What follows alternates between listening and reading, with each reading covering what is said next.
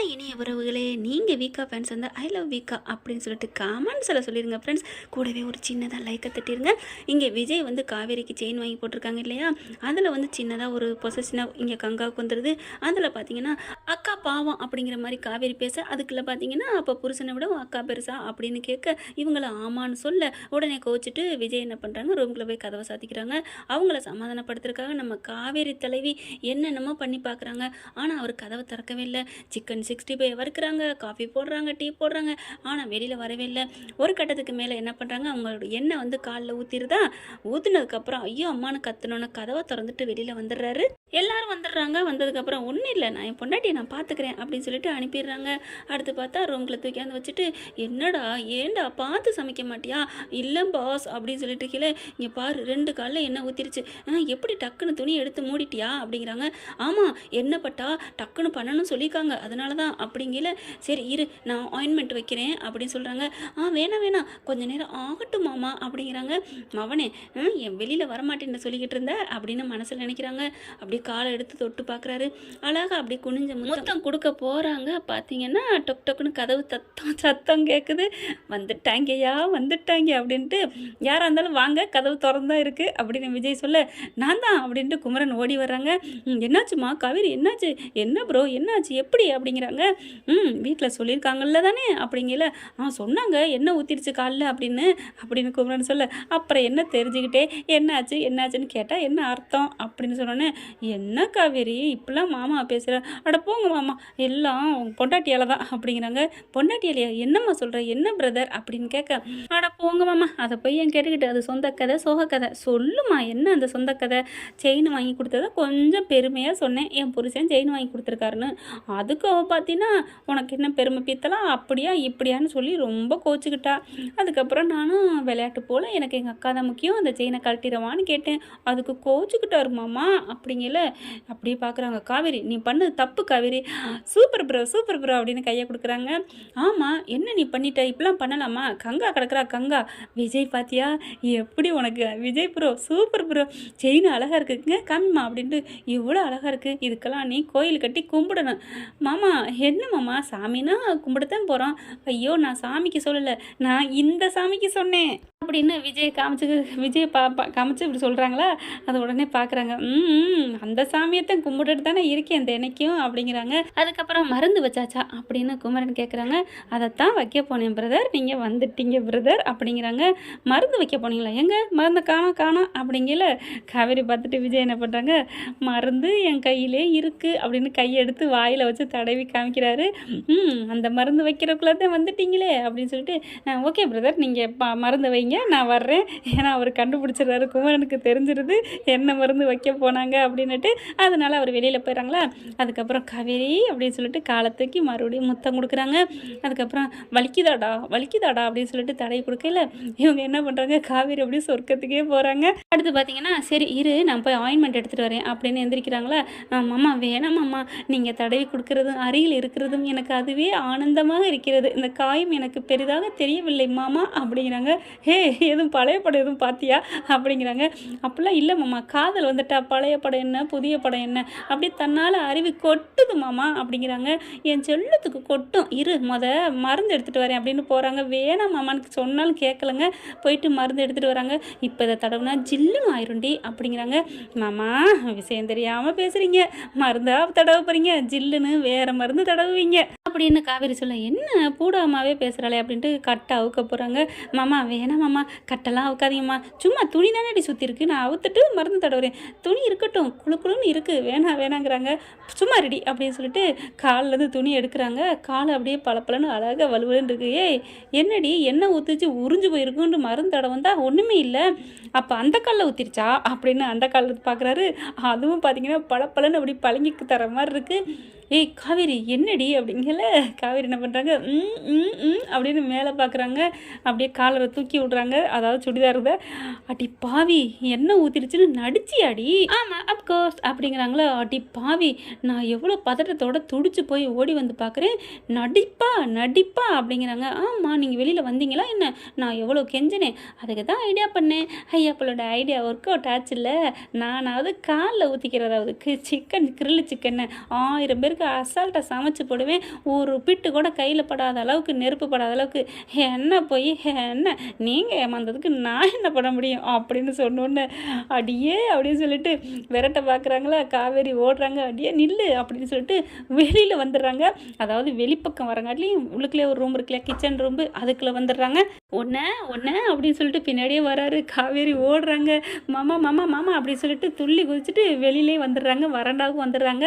உன்னை விட மாட்டேன்டி, என்னை பயமுறுத்திட்டில, என்னை ஏமாத்திட்டில, நான் எவ்வளோ கஷ்டப்பட்டு பயந்துட்டேன் தெரியுமா அப்படின்னு விரட்டுறாங்க. இங்கிட்ட அங்கிட்டும் வறண்டாவிலையும் ஓடுறாங்க.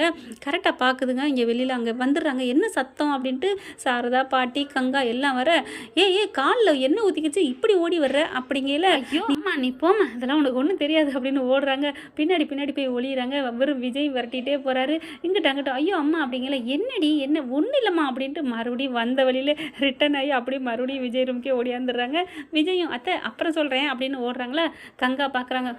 இதெல்லாம் தேவையா, என்ன விளையாட்டோ, என்ன பண்ணிக்கிது, காலில் என்ன ஊற்றிட்டேன்னு சொன்னால் இப்போ என்ன ஒன்றுமே இல்லை நல்லா தான் போகிறா. ஏம்மா உன் மக நாடகம் ஆடுறாளோ அப்படிங்கிற. ஏன்டி இப்படிலாம் பேசுகிற, என்னன்னு தெரியாங்காட்டிலையும் பேசாதடி அப்படிங்கிறாங்க. அவள் என்ன பண்ணாலும் உனக்கு ஓகே அப்படின்ற மாதிரி கங்கா போயிடுறாங்க.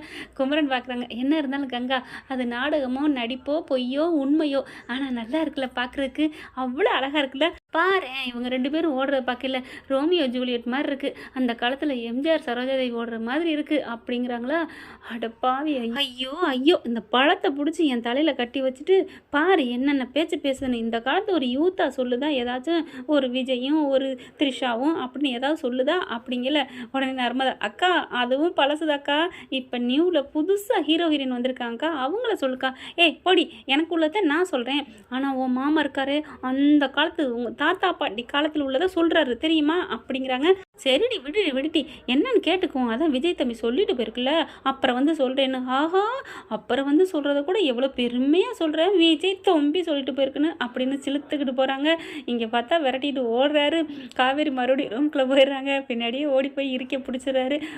அம்மா விடுங்க பாஸ் அப்படிங்கிறாங்களா. விட மாட்டேன் அப்படின்னு சொல்லிட்டு 2 பேரும் கட்டிக்கிட்டு மெத்தையில் உருண்டுறதுங்க. ஏன்டி இப்படி பண்ண, எதுக்குடி இப்படி பண்ண அப்படிங்கிறாங்க. சாரி பாஸ் அப்படிங்கிறாங்க.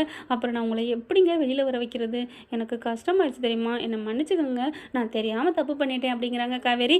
ஏய் தப்பு பண்ணது இருக்கட்டும்டி, நீ இப்படியாடி அதுக்காண்டி நான் எவ்வளோ அப்படி பயந்துட்டேன் தெரியுமா, என்ன ஊற்றிடுச்சுனோன்னா அவ்வளோ கஷ்டமாயிடுச்சு தெரியுமா, காலை காமிங்க பாரு, இந்த காலில் ஏதாவது ஆயிருந்தால் என்ன ஆயிருக்கும் அப்படிங்கிறாங்க. அதெல்லாம் ஒன்றும் ஆகாது மாமா, நீங்கள் இருக்கையில் நான் ஏன் பயப்படணும் அப்படின்னு விஜய் சொல்கிறாங்க. அதுக்கப்புறம் அந்த காலை பார்க்குறாங்க. இந்த காலில் உண்மையில் என்ன ஊற்றிருந்தா இந்நேரம் அம்மாடி என் நெஞ்சே பதக்குதுடி அப்படிங்கிறாங்க. அதெல்லாம் ஒன்றும் இல்லை மாமா அப்படிங்கிறாங்க. அதுக்கப்புறம் சரி எப்படியோ மருந்து அந்த ஒத்தடம் கொடுக்காட்டியும் மாமா உனக்கு அந்த ஒத்தடம் கொடுத்தானே ஆகணும் அப்படின்னு சொல்லிட்டு அழகாக முத்தம் கொடுக்குறாங்க. உடனே காவேரி நான் தான் சொன்னேன்ல கட்டை ஊற்றதுக்கப்புறம் நீங்கள் வேறு மருந்து கொடுப்பீங்கன்னு அப்படிங்கிறாங்க. எல்லாம் தெரிஞ்சு வச்சுக்கிட்டு என்னை நோகடிச்சிட்டு எடி அப்படின்னு சொல்லிட்டு மறுபடியும் கட்டி பிடிக்கிறாங்க. நீங்கள் மட்டும் எப்படி கதவை சாத்திட்டு வெளியில் வந்தீங்களா என்ன, நானும் உங்களுக்கு பிடிச்சதெல்லாம் சமைச்சு போட்டேன்ல, அந்த வாசனைக்கு கூட நீங்கள் வரலைன்னா அப்புறம் நான் எப்படி உங்களை வர வைக்கிறது அப்படிங்கிறாங்க.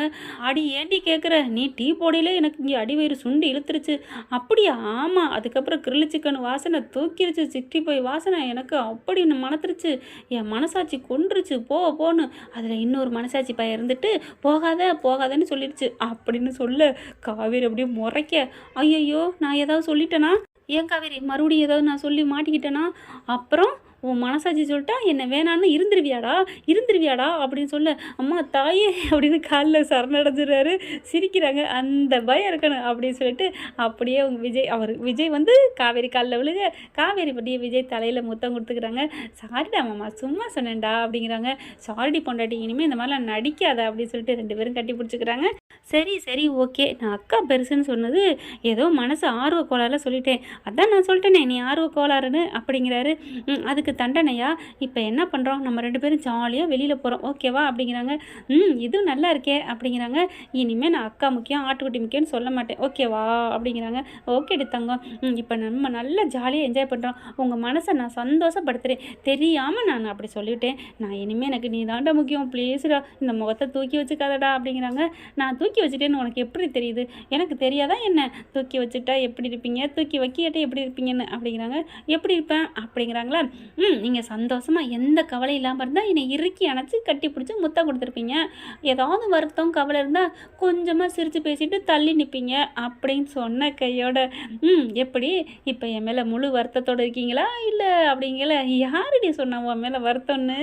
நீ சொல்லிட்டில்ல, கோடு போட்டு காமிச்சிட்டில்ல அப்படின்னு சொல்லிட்டு இப்போ பார் முத்து படத்துலேருந்து ரஜினி இல்லை கேஎஸ் ரவிக்குமார் வருவார் அப்படின்னு விரட்டிட்டு வந்து ஓடி பிடிச்சி இறுக்கி அணைச்சிக்கிறாங்க.